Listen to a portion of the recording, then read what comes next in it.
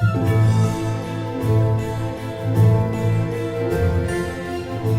was worried if it felt like it was the same thing all over again.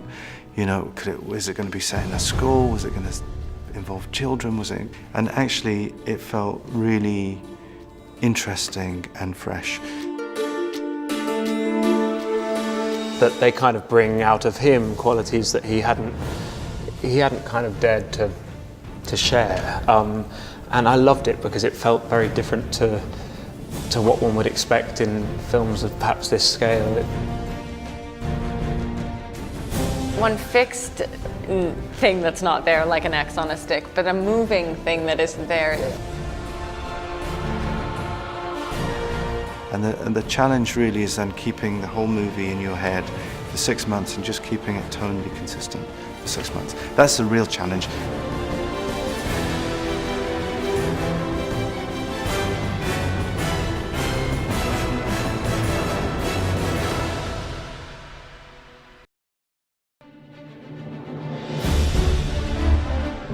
《哈利波特》衍生电影《神奇动物在哪里》11月25日正式登陆内地院线。J.K. 罗琳首任编剧，开启魔法新篇章。曾执导4部《哈利波特》的导演大卫·叶茨再度掌舵，领航后《哈利波特》时代的奇幻新世界。小雀斑埃迪雷德梅恩领衔加盟，变身超级魔法师，携手凯瑟琳·沃特森、科连·法瑞尔接棒少年魔法团，全球再掀英式魔旋风。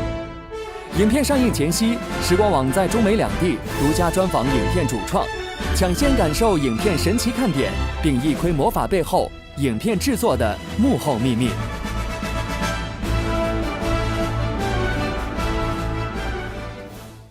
Joe Rowling was able to deal with most of those challenges by immediately setting the screenplay in New York in 1926. And creating a whole new set of characters. So they belong to her world and the kind of the universe that she created with Harry Potter. But we go back in time and we introduce a whole new aspect of that universe. And that in a way, it stops it all feeling like a retread or a rerun of where we've been before. And actually I was really worried when the script came out because I was very excited about possibly working on it, but I was worried if it felt like it was the same thing all over again. You know, was it going to be set in a school? Was it going to involve children? Was it going to involve children and magic? Was it going to involve a big bad guy? And actually, it felt really interesting and fresh. We learn all about magic in America. We learn all about this sort of quite knotty, awkward, socially sort of odd magizoologist called Newt Scamander, who finds refuge in these kind of odd magical beasts he protects. So it's a whole new world, a whole new set of characters, and that immediately sort of bypassed some of the challenges of making it feel like we were kind of going back and doing the same again. It did not feel like the same again. And that's one of the big appeals of doing the movie. First trip to America? Yes. Must get that fixed. Anything edible in there? No. Any livestock? No. Welcome to New York.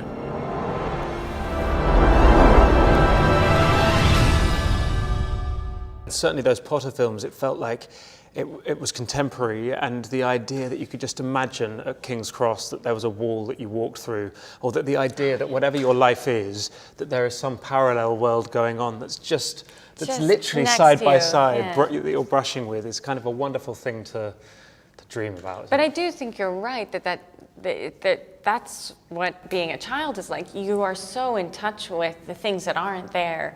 You see kids in the playground and they're inventing games and running from each other and dodging things that are coming after them. And you know, as we get older, we're conditioned out of that kind of play. And actually, when we started working with the wands, we really found how to find your inner how lame an adult we'd become, you know, because it took a bit of time to get into that playfulness again. And so, yeah, I'm sure there's something there that we've all lost and want to return to.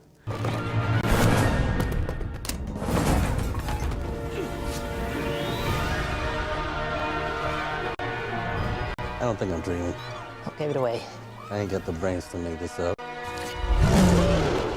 A lot of people write, you know, fantasy stories. It's so realistic. The characters are so true to life, and I think that they have so many characteristics that people really can identify with, and it grounds the magic in something tangible. And I think it then makes the magic feel more real. Yeah. The character that J.K. Rowling wrote was someone who was pretty self-contained. I think he'd been sort of damaged by people and felt much more comfortable in his own company, down in his case, and in the company of the creatures. And is, at the beginning of the film, seemingly content with that, but it's only as he meets these other people who are perhaps outsiders themselves in some ways, but who are passionate people, that they kind of bring out of him qualities that he hadn't kind of dared to share. And I loved it because it felt very different to what one would expect in films of perhaps this scale. It felt that he's an intimate guy, actually, quite a sort of restrained guy.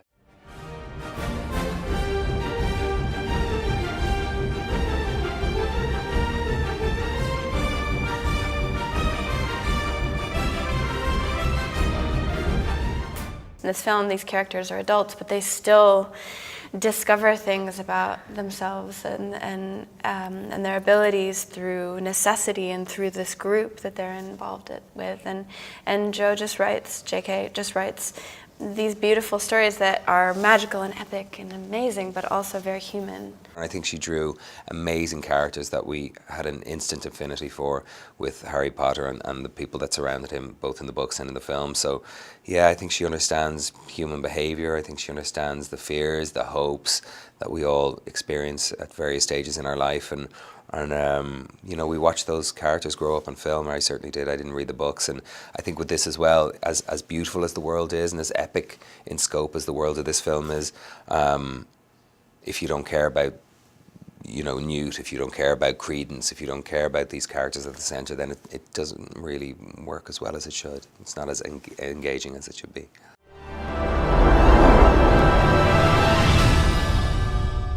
On Potter, she would always, you know, she was busy writing the books. So while we were adapting one of her books, she was writing the next one. So she wasn't really available to get closely involved with the process. And so she kind of watched it from afar. Working with her on a screenplay is really fun and exciting because we sit around a table and discuss the characters, discuss the direction of the story, and the tonal balances within the story. And then she goes off and she's amazingly productive. With most Hollywood screenwriters, you kind of give a set of notes, and then about 4 months later, you get a draft back, and you go, "What has changed? I don't see any changes," you know. Whereas Joel go off, and she'll present you with a whole new set of ideas, and she'll go off on tangents, and so she'll be really this kind of creative volcano, really. She gives us a wonderful roadmap of the script to start with, but then if we get stuck, I can always phone her up.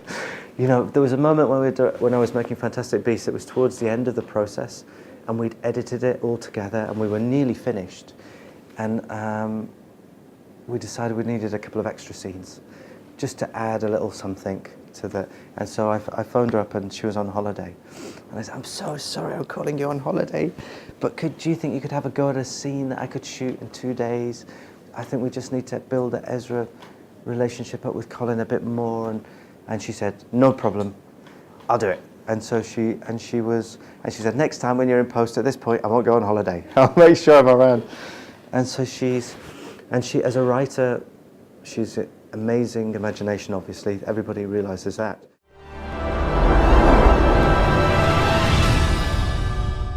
When I arrived in London and went out to the production offices for the first time and sat with David, and the production designer took me around and showed me some of the pre-visualizations of what the world was going to look like when they were finished with it, and also there was kind of these almost matchstick models that they had made of certain sets. That was just, it just kind of aggravated my enthusiasm in a way that I think is helpful, because it just means you get excited about the job. But as far as, I mean, all the sets that I worked on were practical. I did very little green screen stuff. You know, Eddie had a lot of stuff that he had to imagine was there that wasn't there, that was put in after the fact. But for me, it was all practical sets.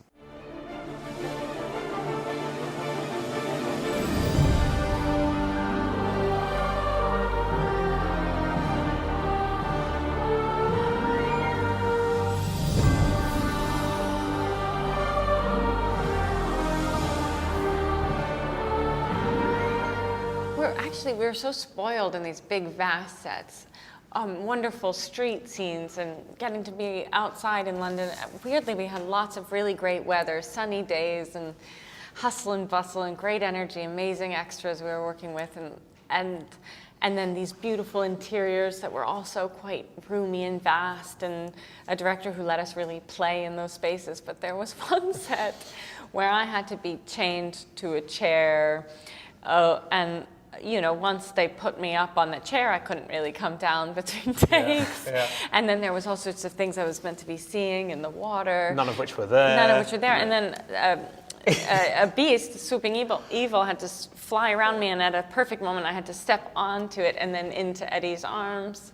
And so we were on wires, and I'll never forget the image of having to do the close-up of me following this thing round a room, and there was nothing to look at, and you don't know if you're doing like far too much or not nearly enough. It's much harder than staring at one fixed thing that's not there, like an X on a stick, but a moving thing that isn't there. Very, very bizarre. Did very well just I did? Well, great. Too late.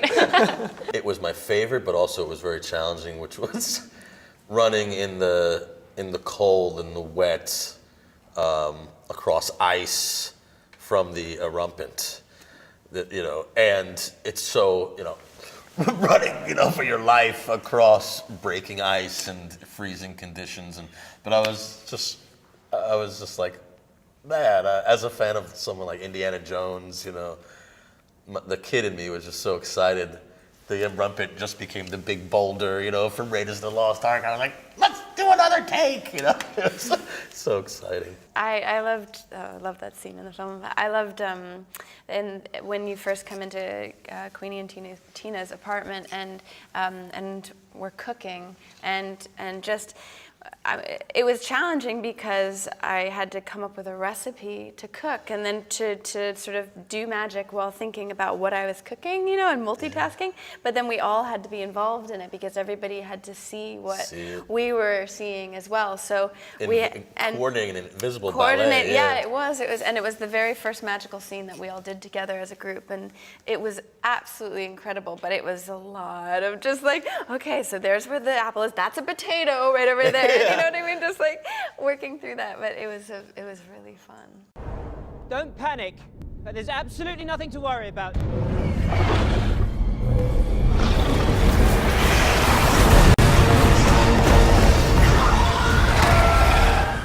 Do you know the challenging thing is these movies, because they're so big and complicated, you just make them over a huge period of time, so 6 months. Movies, a drama you'd shoot in 8 weeks, 12 weeks, 5 weeks, 3 weeks even. A big movie that involves so many sort of moving pieces and so many visual effects, it's 6 months. So it's like a marathon. So you have to train for a marathon rather than a sprint. And the challenge really is then keeping the whole movie in your head for 6 months and just keeping it tonally consistent for 6 months. That's the real challenge. It's sort of building the muscle group you need to kind of, still be standing up after 6 months and being clear on the story that you're telling when there's one scene that you shot in April that's connected to a scene that you're then shooting in August, and that's the trickiest bit.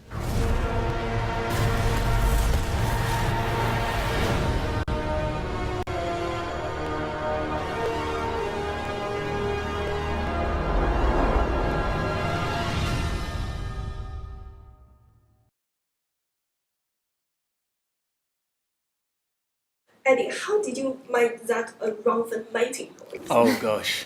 It was, there was a moment in the script where J.K. Rowling wrote 2 words, which was Newt performs mating dance. And 2 words have never scared me more in my life. I spent a week or 2 working with a dancer, a choreographer, and we looked up on the internet, we looked up mating videos between animals, and I tried to get like really method on the situation. All of that ended up being useless, and I just had to make a fool of myself doing silly dances. And so there, on a phone somewhere, this choreographer has loads of versions of me humiliating myself doing mating dances, and if they get out into the world, I think my career might end.